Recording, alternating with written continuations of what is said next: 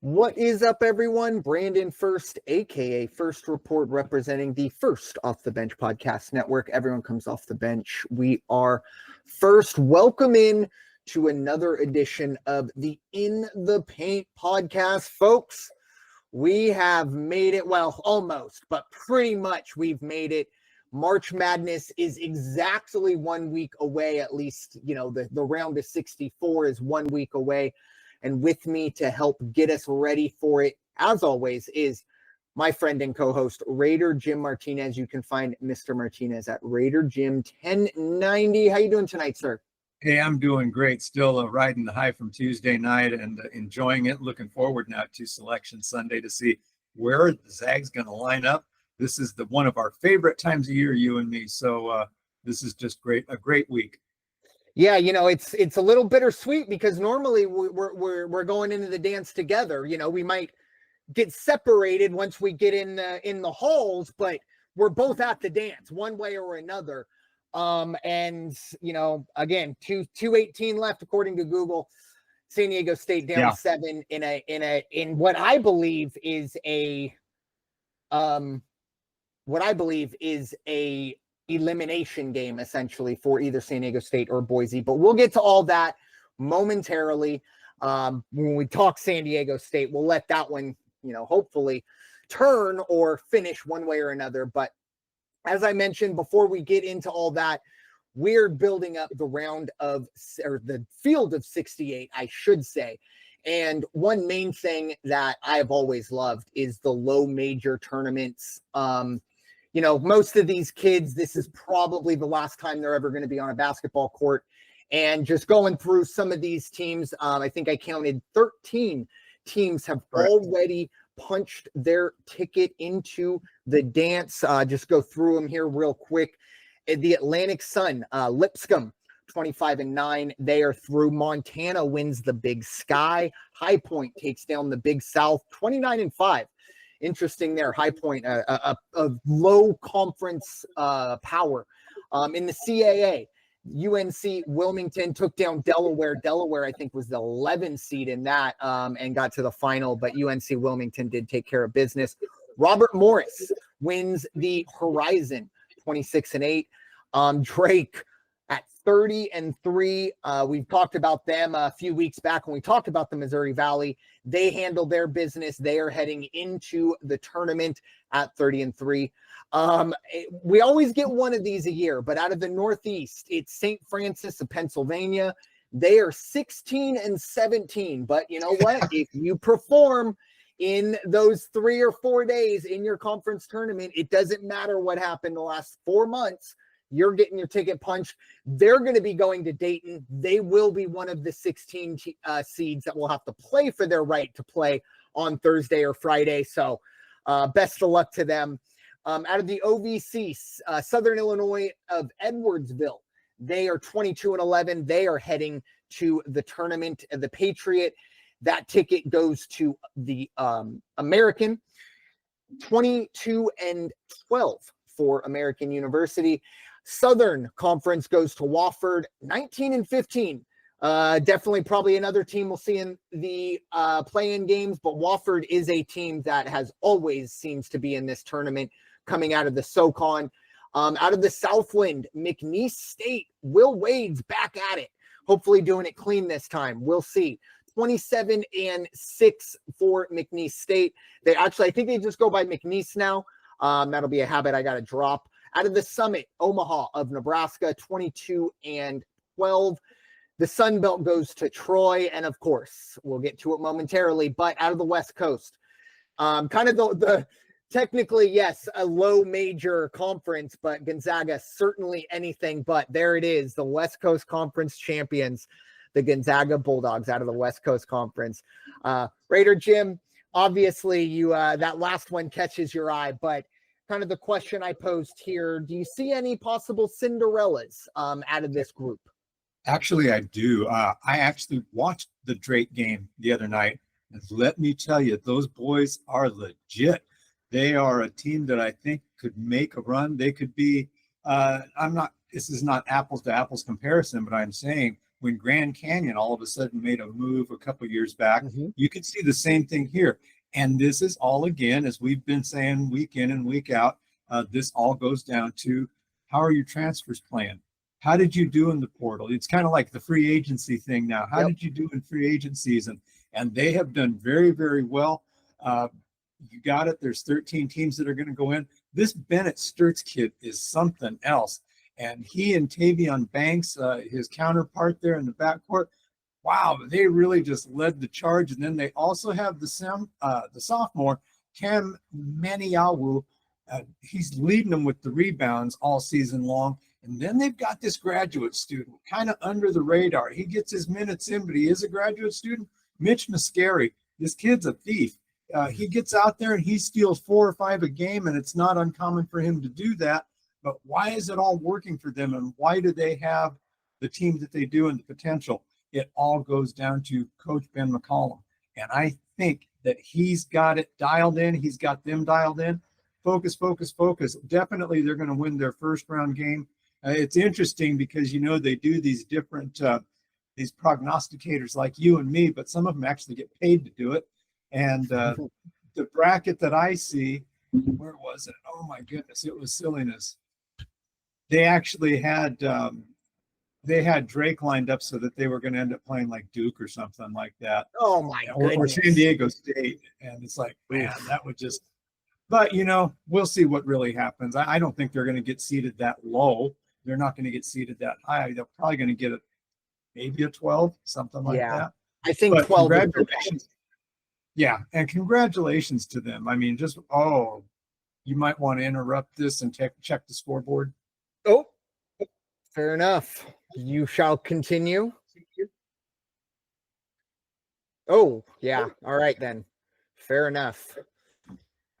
Dun, dun, dun. The trumpets are playing. But yeah, very, very interesting out of this. Obviously, I think McNeese and Drake, and I'm taking Gonzaga out of this because 20 years ago, Gonzaga was a Cinderella. Had to list them here for posterity's sake. But even if St. Mary's had taken the job, they would be considered a Cinderella. But the one other team that does jump out to me as a possible Cinderella, and a lot of this is going to come down to where they're seeded. Because look, if this team gets a 16 seed, then okay, maybe not. Even a 15 seed. I'm thinking this might be one of those 14-3, and that's Robert Morris. I watched their game in the Horizon Championship, and the one thing about Robert Morris, I get confused, obviously. I mean, I think the other day I still thought, Rutgers was in the ACC or something, and it's like, that's been 10 years they've been in the Big Ten. But anyways, so much movement. Well, it trickles down, and to see Robert Morris in the Horizon League, it was kind of shocking to me, just because, I mean, they were a power in the Northeast Conference where they were, again, they were that team that was the perennial 16 seed that came out of that conference. But the one thing that jumps out to me, to be a Cinderella, you need a Senior-Laden team, and you need a senior guard. And Cam Woods is that guy. 15 points a game, 5 assists, and 4.5 rebounds. He's a fantastic leader of this team, and I think he might be the difference. Now, the one kind of caveat I will have to that, normally when we talk about these teams that go deep, or these Cinderellas essentially that have the seniors, it's a lot of they've been here all 4 years. In the new day and age, that's not the case, and Cam Woods is kind of the poster child, or at least one of them for it. I mean, this is his 4th different team in 4 years. But the one thing I will say, where was he last year? Now, he wasn't getting a ton of minutes, but he played for NC State. And you want to talk about a Cinderella. NC State is at least as a power school going all the way, I mean, to the Elite Eight. Was it the Final Four? My memory is terrible year in to year out, but they had an incredible run last year, even all the way through the ACC tournament, because they had to win their tournament to get in. But anyways, I do think Robert Morris has a chance if they are a 14 seed and they get a team that, who knows, maybe had a bad week.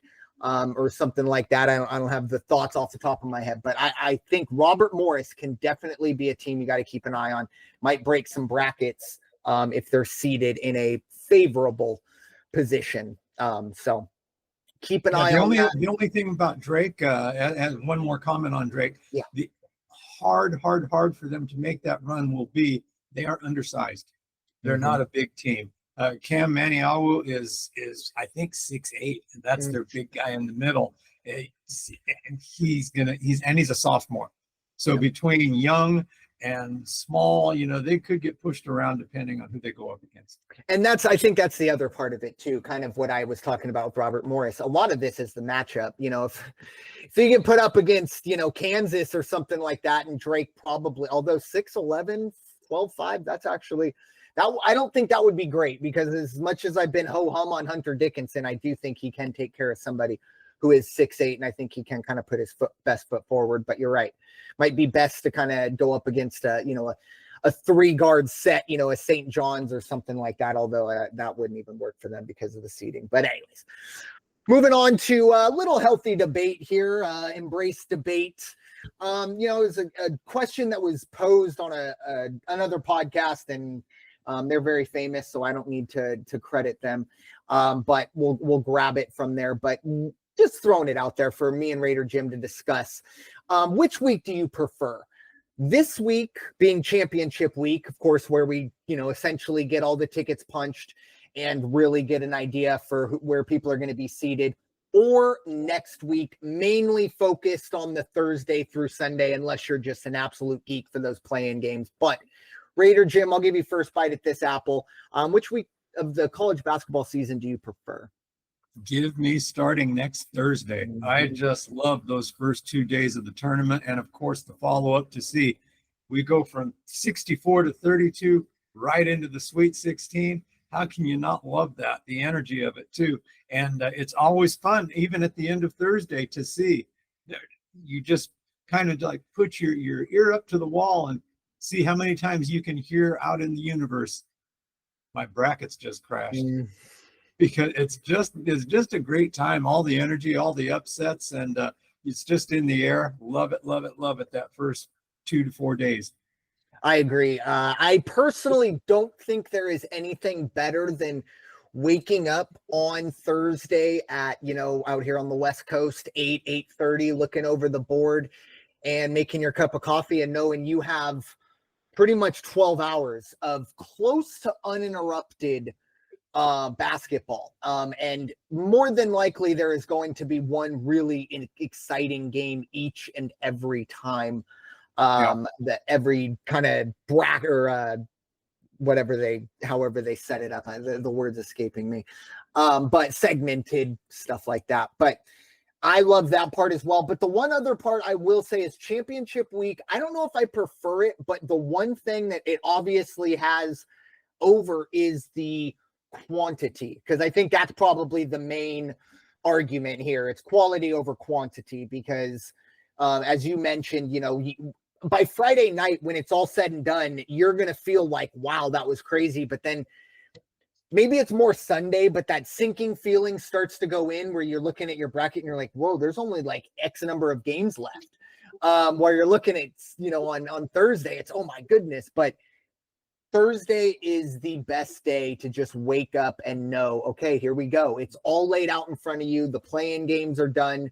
Your bracket is ready. And I don't know, it's 3 or 4 games. I don't know if I've even made it to the afternoon with a perfect bracket. It's usually the first 8-9 game blows everything up, because they love to start the tournament off with an 8-9 game to just kind of have those immediate, no more perfect brackets, or 50% perfect brackets are done. So we'll see, but it's a time for basketball fans, I think, to really kind of hunker down and just enjoy it, because there is a lot of kind of extracurricular and noise outside that if you do want to focus on it, it will sour you to the game. But when 20's on the clock and the ball is tipped, everything else kind of goes out the window. Transfer portal, NIL, all that BS goes away. And these kids want to just go out and survive and advance, as we love to say here on the podcast. But very interesting to see how this is going to go down. Really cannot wait. Even though I'm not going to lie, little bummed. I don't think my Aztecs are going to be dancing, but again, I'll get to that. Pull back on those reins. But moving on to our next topic, as this will probably be the last time we'll have kind of an opportunity to discuss this before it's announced. The Player of the Year, the Wooden Award, if you will. Pretty much, I mean, it's a 2-horse race at this point between Cooper Flagg and Johni Broome. Congratulations to the JP Toppins and, those guys, but they're not in this league. So Raider Jim, I'll ask the question to you. If you had a vote, who gets your vote for 2024-25 Player of the Year? If I'm only going to vote for either of these two guys, I might give the nod to Johni Broome just because of his rebounding ability and his rebounding averages. See, I believe he's got a few more rebounds per game, if I'm not mistaken. And again, the record for Auburn. Now, he's cooled off a little bit of late, but that doesn't mean anything. I think come conference tournament time, come big dance, he's going to be there. But how do you look past Cooper Flagg? You can't say he's not doesn't deserve to be looked at as the best guy in the league. Hopefully his injury isn't going to slow him down come tournament, but what he did during the regular season, my goodness, this is probably the last time you're going to see him wearing a Duke uniform is going to be the next couple of weeks. Yeah, I completely agree. Obviously, the big news today, I mean, even as I'm Googling him right now, it kind of auto fills in injury. But he did, unfortunately, sustain an injury today. We'll see. It's nothing crazy. He came back, sat on the bench, didn't play. You're not going to see him the rest of this weekend regardless. The ACC tournament, even though they do have a big game against Carolina tomorrow, I just don't think Duke's going to risk that. So we'll see how that goes. But I personally believe now that I think the stats might lean a little closer on Broome's side of things. But I just think overall, if you're looking at the totality of basketball, if you just sit down and you watch basketball, you're not shown the stats and you're just shown every single player. Somehow, some way you get a chance to see every one of these guys twice a year. I don't know, figure it out. But anyways, I think the eye test favors Cooper Flagg. Cooper Flagg might be one of the best freshmen I've seen in a very long time. I know a lot of people, like longer than, because with all due respect to Zion Williamson was electrifying, but he wasn't a complete basketball player. Cooper Flagg can literally do it all at 18 years of age at the highest level. I know the ACC was a bit down this year, but Duke still plays a monster schedule. And more than likely, they're going to be playing deep into March. So I look at Cooper Flagg. He is far and away the number 1 overall pick. It struggles.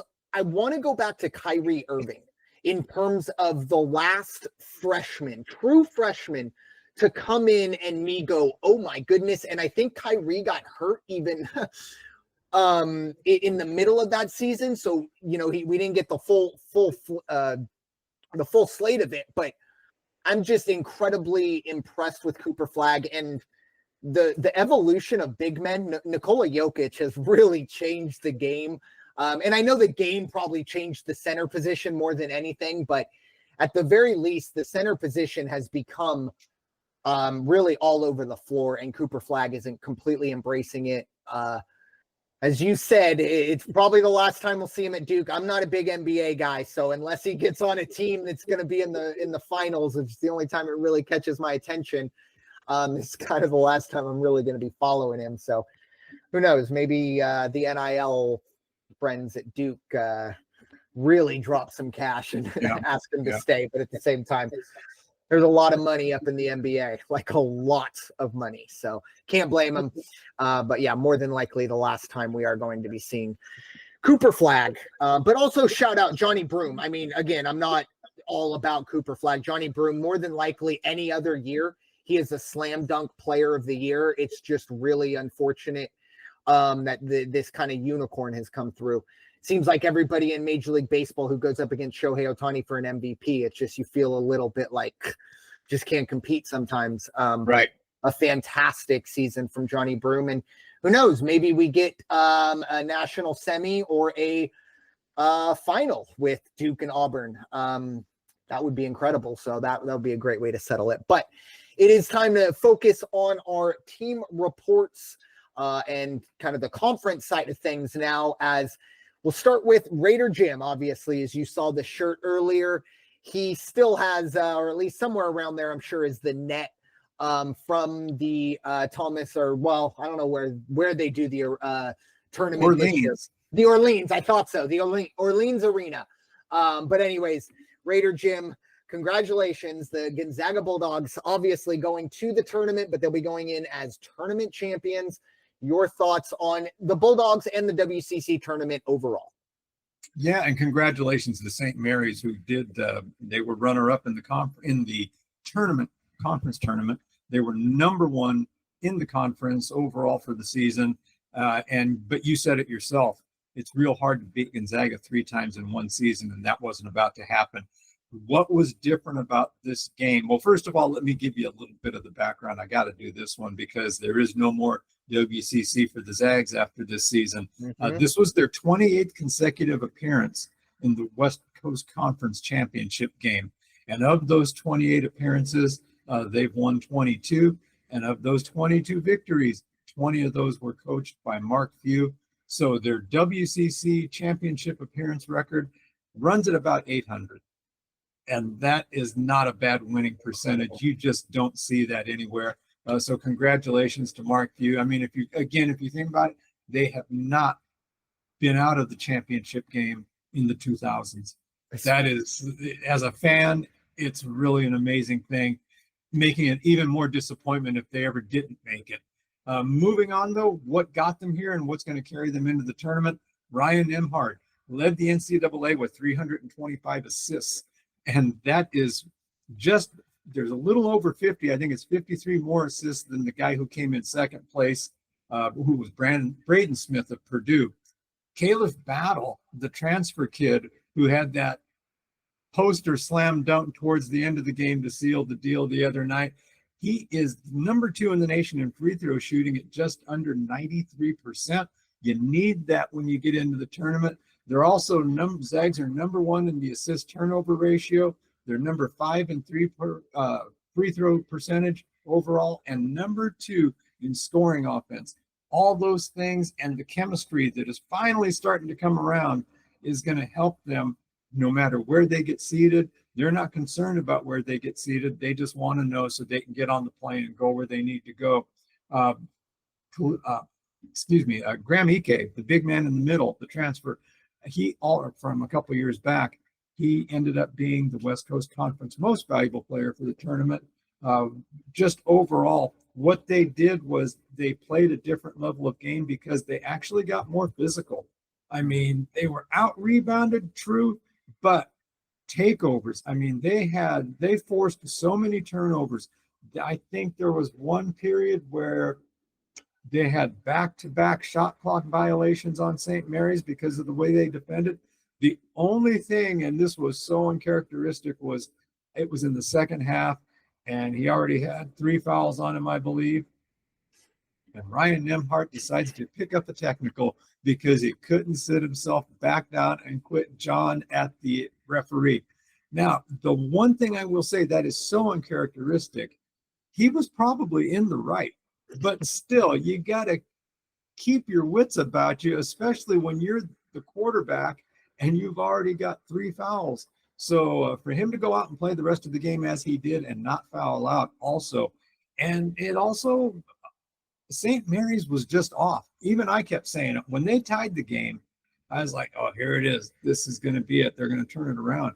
And they could just never get over that hump. So not sure what happened there. Randy Bennett just used the adjective atrocious was their offense. I think they scored 20 points, and that would have probably been low for a conference tournament, except I just looked up at the box right now. Aztecs only scored 19 today, and that's very uncharacteristic. So all in all, congratulations to the Zags. I think we're going to see good things. like I say, I make the mistake of getting sucked in and looking at this is the possible bracket where they could be, and Gonzaga is going to be in number 8. St. Mary's is going to be in number 8. Well, they send Gonzaga to the south.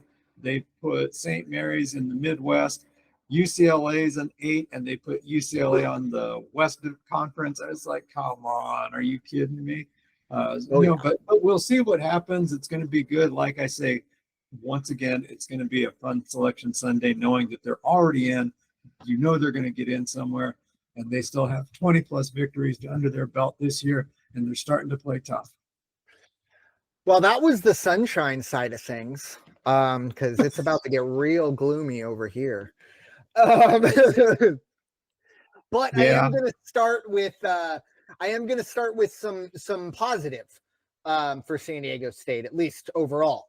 And it's going to be a big shout out to the Lady Aztecs, because San Diego State, the women's basketball team did punch their ticket last night. And apologies, I don't really know if they were already in, but either way, they are definitely in now. They did take down Wyoming last night, so shout out to the Lady Aztecs. I want to say maybe 10 years ago, they had a nice little run in the women's. They actually, I think they fell to Duke, or at least they took down Duke, but it was a Sweet 16 run. So who knows? Maybe they can capture some of that magic again, because unfortunately, their male counterparts, as we alluded to earlier, San Diego State Aztecs, they fell today 62-52 to Boise State, which I texted Raider Jim. I think it was either this morning or last night.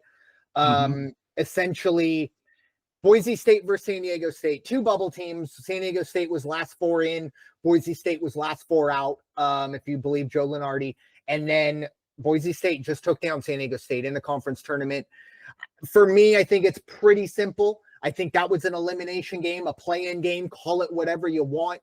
But unfortunately for the Aztecs, they got to call it a loss. And that's exactly what happened. I can't speak to it. I've been unfortunately at work all day, and I didn't want to turn the game on and be distracted. So, but as Raider Jim said, I think you said 19 points in the second half, because they were up 5 when I checked earlier at work. I checked on Google, and they were up 5 at the half. And absolutely cold the last 5 minutes. And just, it's really, really unfortunate, because I had such high expectations for the Aztecs coming into this year, because I really did think they had something they haven't in a while, and that was length at the guard position. I think one of the biggest problems, the last 2 years, who have they fallen to? UConn, and the guard depth and the length of the guards, among other things. Trust me, it wasn't just that, but that would have helped. And I don't know. Unfortunately, the Aztecs did not get it done this year. There may be some people out there that think the Aztecs still are deserving of an at-large bid, but I personally am not one of them. I think this team is NIT bound. At least that's what they deserve. As much as it pains me to say it, this is where I kind of get away from expanding the tournament, because look, if we're up to 76 or 78 or 80 teams, however the math works, whatever we would move up to, then maybe today didn't matter. And it would be really selfish of me last week, or whenever we talked about tournament expansion, for me to say no. And then the next week, when it's like, oh, it might actually affect my team, I'm going to be on board now. But no, I don't think this team deserves to go to the tournament. That's the long and short of it. If they go, fantastic. I'll be there cheering. But they're definitely going to be playing in a play-in game, best case scenario, and they're going to need some help, I believe. Now, elsewhere, obviously, because we're just talking about the Mountain West quarterfinals here. So we are going to have the finale of this tournament on Saturday. It's usually at 3:00. I don't know. Oh yeah, they do have times here, but it's not filling in. Okay. So, but yeah, we'll be on Saturday, usually about 3 Pacific. I think it's usually on big CBS, so that's good. But heading into today, obviously, New Mexico was the 1 seed. They won the regular season championship. They took down the 8 seed San Jose State by 11. There was in the play-in games, or at least the first round, if you will, it was all pretty much chalk. San Jose State, Nevada, and UNLV were all the higher seeds. They all advanced over Wyoming, Fresno State, and Air Force, respectively. And San Diego State losing to Boise State. Later tonight, we'll have Colorado State and Nevada. That's the 2-7 matchup. And Utah State against UNLV. And you can pretty much say at UNLV because, again, it's at Thomas and Mack. So UNLV always has that home court advantage no matter what, as the 6th seed. Now, overall for the Mountain West, personally, I think this conference has always been a 3-bid league. It was just a question of whether or not it was going to be Colorado State, Boise State, or San Diego State. Colorado State was lagging very far behind those two. But I personally, like I said, I think San Diego State is now eliminated from that conversation. Colorado State will have to take care of Nevada, and it would be a situation where they'd probably have to at least advance to the conference championship. They're probably going to need to win to get in. I legitimately think Boise State punched their ticket today. And now it's just a question of whether or not Colorado State can do enough. I don't think they can. And then if they do somehow steal a bid, you wonder if the NCAA just says, hey, it's real easy to cannibalize the Mountain West and let's just leave Boise State out. But we'll see. A lot going on there. And, I'm obviously not paid to do this stuff, but a lot of my thoughts on these things are more what I've read from the experts. I'm not going to lie. I don't have a spreadsheet. I don't have a brand palm myself, my own thing. Like, I am relying on the experts here, but personally, like I said, I just think it's real easy to look at today and say San Diego State, Boise State, you're both bubble teams. Someone's going to win, someone's going to lose. The loser's bubble bursts. And that was San Diego State. It's very, very unfortunate.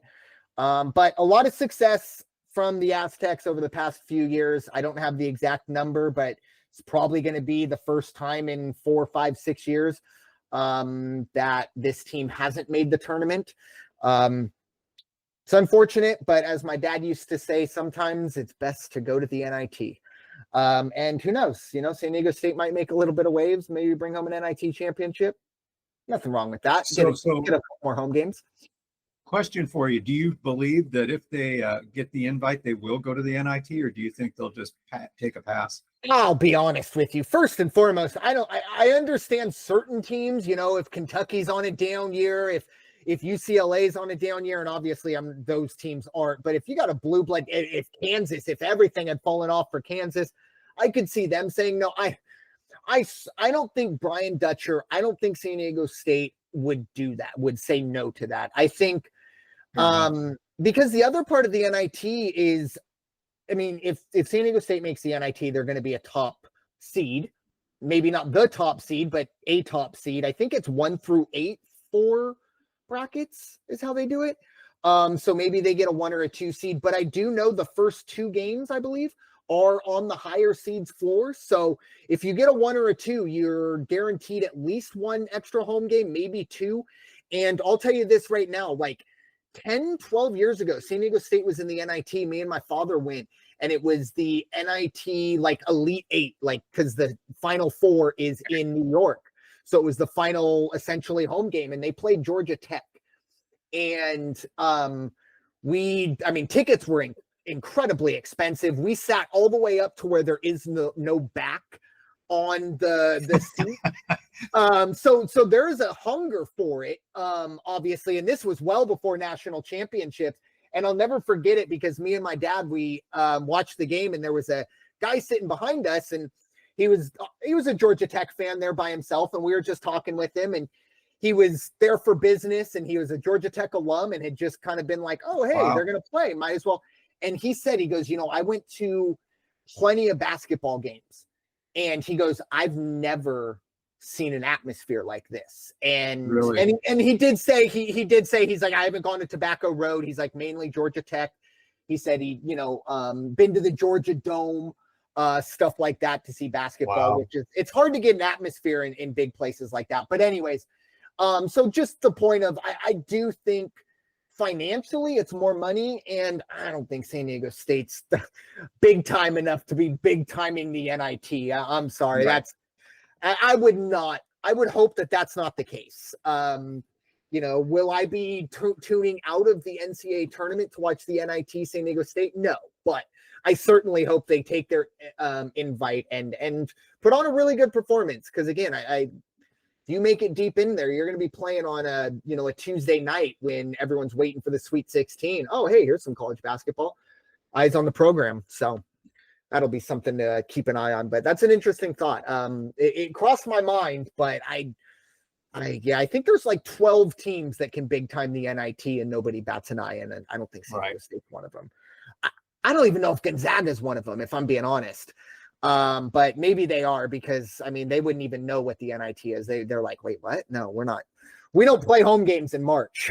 But anyways, moving on to kind of our final segment. Obviously, we normally wrap things up with best games of the week. But look, there's nothing really scheduled. There's going to be some massive games. Obviously, Saturday and Sunday are going to be the finale for a lot of these conference tournaments. I believe the SEC is, if they do it like they normally do, will be kind of the last game that will wrap up about 30 minutes before Selection Sunday. Once the SEC game ends, the qualifiers are done, and the committee is already working because a lot of these conference games, it's more of a matter of 1 versus 2 or 2 versus 3.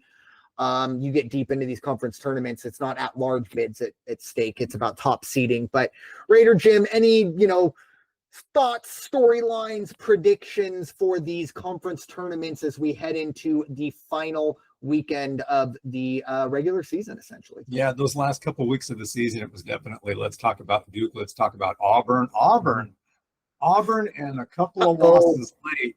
Let me tell you, you and I have talked about this during the course of the podcast this season. I was not happy to see Gonzaga drop out of the top 20, the top 25, and at the same time, I think I came on one week and said at the same time when they were number 1 and it was them and Baylor, it's real tough to win 30-something games in a row. And then, boy, you lose one and there goes your reputation and your season and everything else. Is Auburn, are they tired? Is it now? Is it round 14, round 15, and there may be sucking wind a little bit? We even made the comment. Broome there, he hasn't been quite as hot of late, so we'll see what happens. They're going to get the number 1 seed. Duke, Auburn, you can't take anything away from Florida. Probably Houston. I watched a little bit today. They're just they're a different breed. They're playing very, very good basketball. But I'm going to say neither one of them wins the national championship. Watch out. Tom Izzo's back. And Tom Izzo is going to make life miserable for people. But I think I'm going to ride St. John's and see St. John's make it all the way to the Final Four this year, along with Gonzaga, of course. I think Michigan State, St. John's, they're going to make some noise. BYU is going to surprise some people. I think I can see BYU being a Sweet 16 team, no problem. Arizona, I'm not going to be surprised if they don't go out round 1. They just have not been playing well at all. Even though they're probably going to play one of the play-in teams, I don't see them going much beyond that. They could get challenged that first round. And in one of the,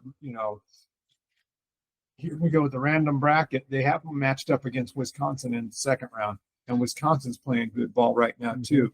So I don't see I think all the number 1 teams, I think it's going to be one of those seasons where you don't see them in the Final Four. Yeah, I'm so intrigued by St. John's because they remind me a lot of San Diego State, kind of the early defense first and, first to 70, essentially. Maybe even first to 65. The only problem with that, we've unfortunately seen sometimes with St. John's is that's great, but if you do go up against a team that is very, very good offensively, they are inevitably going to get to 70. Are you able to kind of answer that? That's going to be a very interesting question. For me, I'm really interested to see how the Big 12 shakes out because, again, I don't think there's any big at-large bids that you have to question. And I almost did just say, well, there's Oklahoma, but they're no longer in the Big 12. But anyway, the one kind of storyline in the game, I mean, this game will be done by the time this podcast drops, but here Thursday night on, let me see, the 13th of March, Kansas versus Arizona. Big one tonight, I think, for both of those teams. Kansas is a team that I could see bowing out in the first round to a 11, 12, or even a 10 seed. That's wild, isn't it? But I could also see them making a run where you go, yeah, they figured it out. And because, look, they haven't played very well, but it is a very talented team. And it's a very good coach. Again, I legitimately, think, with all due respect to Tom Izzo, I think that Bill Self is the best in the game right now at what he does. And I know this year hasn't been great for him, and maybe it's testing him a little bit more than normal. But if he gets things figured out and they can flip a switch in March heading into this tournament, again, kind of like what you said, if you're a 2 seed and you see Kansas as a 7 on you're going, wait, what? We're a 2 seed and we get Kansas the second game of the tournament. Yeah. That's scary for a lot of teams. And on the flip side for Arizona, you mentioned it. This is a team, massive expectations, like maybe even Kansas was the only team that had maybe bigger expectations this year that have not shown up. Arizona has been a massive disappointment. They're going to need to kind of come out and they're going to feel like if we can show what we can do against Kansas, it's kind of like one of those, it's the frogs in the pot. They're just pushing over each other, just stick a foot in the face of someone else. I'm going to jump over Kansas with a win today because, again, Arizona and Kansas, both these teams are in. It's just going to come down to whether or not who gets the higher seed, who plays closer to home, stuff like that. And that's the other part of this is the way that they have to move teams and kind of seed teams, because it's real easy for you to just go, this is a 3 seed, this is a 4 seed, that's a 5 seed. But then when you put it all together and you realize, well, conference foes can't play each other the first weekend. And then you got to keep the higher seeds closer to home that first. There's a lot of things that go in, and inevitably 1 or 2 teams look at their seed and goes, how did we get a 6 seed? And it's because there was some movement and they were the bottom team that kind of got moved around. So keep that in mind as we do head into Selection Sunday, because it's kind of like what you brought up, Raider Jim, with moving St. Mary's. Maybe they're going to be in the Midwest, but Kansas gets put in the East or whatever. But a lot of times when they do that, it's maybe a beneficial early on because they'll put Gonzaga in Seattle the first weekend. But yeah, you do got to go to New York Sweet 16. So it's like a little bit of a give and take, because unfortunately for San Diego State, lately it seems like they get put in the East or the South, but they're at least given Los Angeles, or they're at least given Anaheim, something that first weekend, hey, we'll be able to get you at least some home cooking at some point. But for me personally, I do a little gambling on conference tournaments, but for me, I generally just kind of take a seat and just watch. And it's kind of my last study session before the real fun begins, because yes, the board will be, I'll be like the Zach Galifianakis meme in The Hangover, where the numbers are just flying. That'll be me at 8:30 in the morning, Thursday morning, just sipping my coffee, drooling all over the place. But with that, it's all we got for you here on this episode. We'll wrap things up with our final thoughts. Raider Jim, your final thoughts. I have some final thoughts. My final thought is to all the San Diego sports nation and all the San Diego sports fans out there. Do not be heavy-nosed. Do not be looking down at the floor, because you've got people to cheer for. Tomorrow, Friday, in the Big West Tournament semifinals, you've got the UCSD Triton women, number 4 seeded in the conference tournament, taking on number 1 Hawaii. That's going to be a good game. And then tomorrow evening, semifinals, you're going to have the UCSD Triton men, number 1 in the conference, taking on number 4, either number 4 Cal State Northridge, or they're going to take on number 5 UC Santa Barbara. That game is about to tip off real soon here. What has UCSD done this year? Aside from just dominate that conference, they got 5 great awards. The senior guard forward, Annie Wanawa Tate Jones, Player of the Year. Eric Olson, Coach of the Year. Senior guard Hayden Gray, Best Defensive Player in the conference. Junior guard Chris Howell, Best Hustle Player. And junior guard Justin Rochland is the 6th man award, or what we like to call it, he's the first off the bench. Amen. I love that. Yeah, it's really cool to see what's going on at San Diego State. And I think see, that's that There it reflex, is. right? That reflex. What's going on at UCSD? Because again, as you mentioned, at San Diego sports fans, we might have our heads in the sand. I did until you said that. And I was like, oh yeah, UCSD. And I tell you what, look, UCSD, there are some brackets that have them as a 12 seed. Yes. So that really tells you they're on the Drake level. Lined up against Marquette in the one I'm looking at. Woo!